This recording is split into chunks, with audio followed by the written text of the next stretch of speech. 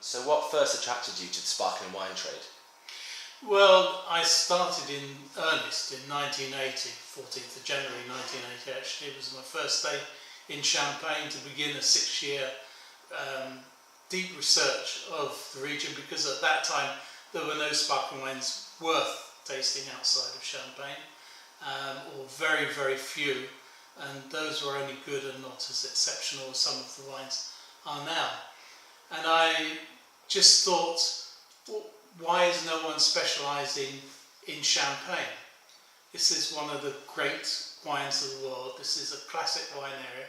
It's the only wine that really people who do not drink wine, people who abstain from anything alcohol, know the name of. Everyone knows the name Champagne. And yet at that time there was no wine writer specialising in Champagne. So I thought, well, why not? I love Champagne, why not get involved? And that's what I did. And how has your career developed since? Well, I'd say that was a 6-year project to learn about Champagne in the first place. So I had to earn some money, and in 1982 I bought out the very first Sunday Telegraph Good Wine Guide, which was the first shop-by-shop, shelf-by-shelf guide to specific wines. That was what I did, and I did that for 5 years before handing over to Robert Joseph. And then in 1986, after all my studies in Champagne, I bought out Champagne book by CSWWC Publications, which was the first in the English language in 20 years on a comprehensive basis. And that was also probably the first in 100 years by an independent, because the two previous ones to that were both by people who were connected with the Champagne industry.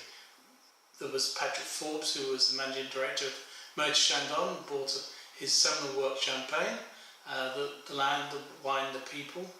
And there was André Simon, who bought out a book on Champagne trade, which is another brilliant book, but he was also the representative of Pommery between wars. So it was the first independent one in 100 years. Then in 1988 I wrote or published the CSWWC Wine Encyclopedia, which, because I'm not just interested in Champagne, it's my specialist subject and I love it, champagnes and sparkling wines, but I also love other wines too. And so this gave me a chance to have a look at every single wine made everywhere around the world.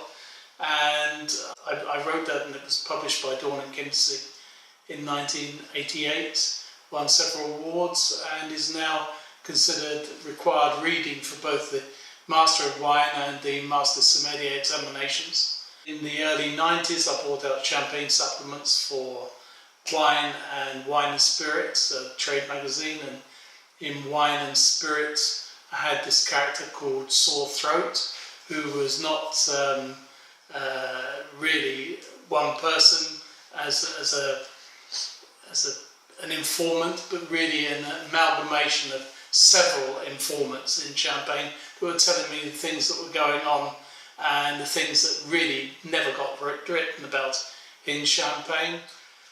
Next highlight, I suppose, would have been Wine Report in 2004, which was an annual snapshot of every wine region in the world, including the most bizarre and obscure places like Denmark and Belgium, and places where you don't think there's wine, but actually there are wines being produced in those countries.